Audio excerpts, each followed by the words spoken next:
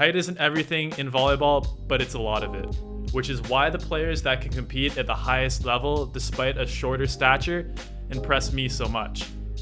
As someone who's volleyball short at 5'11", I can appreciate how difficult it is to routinely go against blockers who are 6 or more inches taller than yourself. And probably 95% of you guys can relate. In this video, I will share the players that have overcome the odds stacked against them and succeeded in the most difficult sport to succeed as a short player. And these players are not necessarily the absolute shortest guys playing on a professional level, but the guys who are well shorter than average and making an impact at the highest level. Hope you enjoy the video.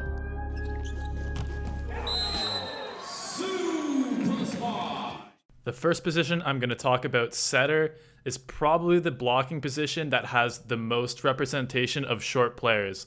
There's a lot of short guys among the elite setters, including Benjamin Taniuti, Riccardo Spertoli, William Arjona, so definitely possible to be an undersized setter and play at the absolute highest level. But the guy I'm going to talk about today takes it to an even bigger extreme. Matias Sanchez, the Argentinian setter, is only 5'8", which is incredible that he's able to play front row for the Argentinian national team and doing extremely well in Tourcoing in the French Liga A. I recently had the opportunity to speak to Simone Gianelli about who his favorite setter to watch was, and Matias Sanchez came up as his pick. And it's not surprising to see why. He has incredible hands, perfect decision making, never messes up a set, is one of the best setters I've ever seen at setting middles off the net, and can put the ball in front of him extremely quickly and extremely well. Very smart setter.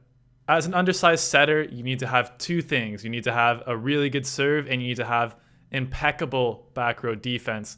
And Matias Sanchez checks both those boxes.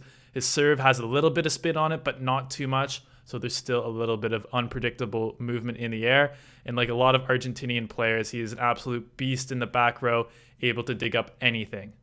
Now, obviously, he's a huge liability in blocking, which is why I maybe don't see him starting full-time for the Argentinian national team anytime soon. I mean, the guy really doesn't get that far above the net. Even if he's short, his vertical is not that great, to be honest. So there's ways to work around it. You can have the setter drop back like Zaxa Kozhel does with Benjamin Taniuti and not block at all. You can just try and get a soft block up. There's ways around it. You can do a sub in a couple rotations, but it's definitely still a liability. But even despite that, Sanchez is such a huge value add to the team that a lot of teams will be looking to pick him up professionally. Next up, I'm going to talk about outside hitters, and it's one position that's been trending taller and taller throughout the years. I mean, it seems like the minimum height for the top level teams is like 6'6", 6'7" as an outside hitter, which is obviously very tall and a tough mark to hit. But the first guy I'm going to talk about is succeeding at a very high level despite being way under that mark, and that is Athanasios Psaltis, coming in at 186 centimeters or 6'1". Unlike some of maybe the other guys that I'm going to talk about on this list, the guy is a offensive scoring machine. I mean, he's a complete player. He can pass. He has a really good spin serve. But using his athleticism to make up for his short height is really effective for him. He can hit excellent angles. He's a smart hitter, not afraid to go deep, not afraid to use hands, but also not afraid to put down a huge line ball or sharp cross when he needs to and when he has the angle. And maybe that's the reason why top-level club teams have picked him up, including 3 years in Friedrichshafen, and one of them where he won the Bundesliga MVP and also played a year in Poland for Radom. So definitely the shortest outside hitter in both of those leagues when he played. Unfortunately, probably due to COVID, he's playing in Greece this year, but he's still a really fun player to watch and exciting, and I really hope he goes back to a top-level league in the future. Another outside hitter who I think is absolutely killing it at the highest level despite being undersized is Italian outside hitter Francesco Riccin. And there's a couple really impressive things about Francesco. He comes from a storied volleyball background. Both his parents played volleyball. And the fact that he's such a complete player, he can pass, he can serve, he can attack really well, especially from the back row. He can block. He's definitely like Protip Psaltis. He's not letting up that much in the front row as a blocker. The fact that he's doing all that at such a young age and he's short is really impressive to me. We'll see where his career takes him. The next position I'm going to talk about is middle blocker.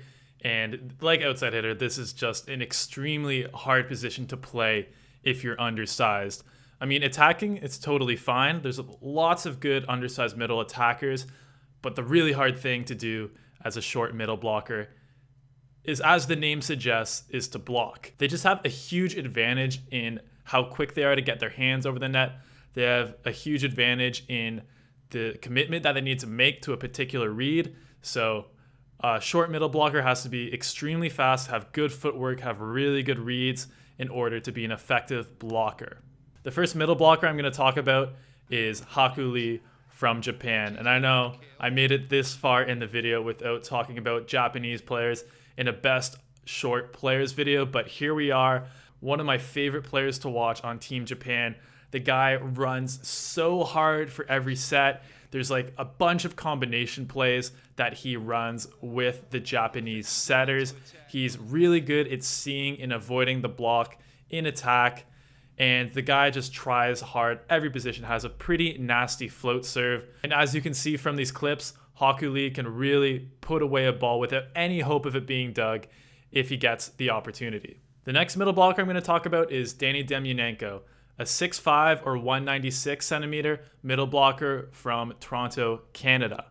And despite being undersized for a middle blocker, which is crazy to think that 6'5" is undersized, but he makes up for it with a good vertical and also a good wingspan as well. And I think something that gets a little lost in volleyball sometimes is that wingspan is just as, if not more, important than height.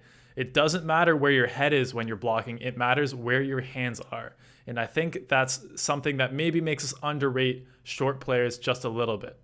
Danny has been dominating the French league as one of their best middles the last few years, playing in Montpellier this season. We saw him a little bit at the World Cup in Japan in 2019. He hasn't made the breakthrough yet to the full-time senior A team, but if they can look past the fact that he's a little shorter, or actually a lot shorter than blockers like Graham Vigrass and Daniel Janssen Van Doren, I think he can be an effective player for Team Canada in the future. Next up, I'll talk about the opposite, and I'm pretty sure you guys can figure out who it is. Practically the guy who inspired this list, and that's Yuji Nishida, the 186 centimeter, 6'1" opposite from Japan. Probably all of you have seen footage of Nishida before. He's a frequent guest of Titans Volleyball, Power Volleyball, Volleyball World. So you're probably already a little familiar with how he plays, and he's been a huge feature of the Japanese national team in their last few tournaments. Definitely a worthy successor to Shimizu. Even since I started talking about and covering Nishida, he has improved a lot. He still has the 40+ inch vertical. He still has the absolute cannon of an arm. I mean, the guy has to be one of the hardest hitters in volleyball at 6'1", which to me is really impressive because usually it's the taller players that are harder hitters. They have more of a lever to generate when they're attacking, but to have a guy like Yuji Nishida, the core power, the shoulder strength, the technique to hit like that, extremely impressive. Absolutely incredible server, and that just keeps improving. He's been the best server in the Japanese V-League for the past couple of years. Absolutely devastating back row attacker as well as front row.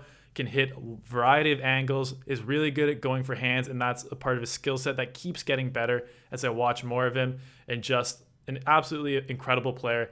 And I've said this before, but I really hope a team from Italy, Poland, or Russia takes a chance on him. We've seen Yuki Ishikawa do really well in the Italian league, and I think Yuji Nishida can do the same thing. Definitely not the best blocker, which is a little painful when you're going up against high-level outside hitters, but still, he makes up for it in every other skill, so I would love to see him compete in the Italian league, and I think he's definitely at the level. And just because I want to make a full team, I'm going to also pick a short libero. I mean, it doesn't really matter as much as the other positions because height really doesn't matter as a libero.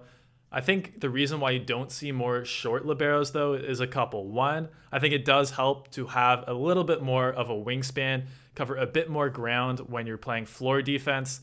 And I also think that a lot of short people in general, short athletes, do get scared away from volleyball just because it does have a reputation that you need to be extremely tall to play. So I think a lot of liberos you see at a professional levels play outside hitter until they're 17, 18, and then once they take the leap to the next level, they just switch positions to libero. But the short libero who I think deserves to be on this list is Japanese libero Taichiro Koga, 170 centimeters, only 5'7" tall, which I mean is really not that short for a normal person, but incredibly short for a volleyball player. Played in Zawiercie in Poland last year, playing back in the Japanese V-League this year, but the guy is an absolute joy to watch. Probably has the fastest foot speed that I've seen in volleyball. He's very quick to react to any second touch, absolutely flies to the ball to make a save.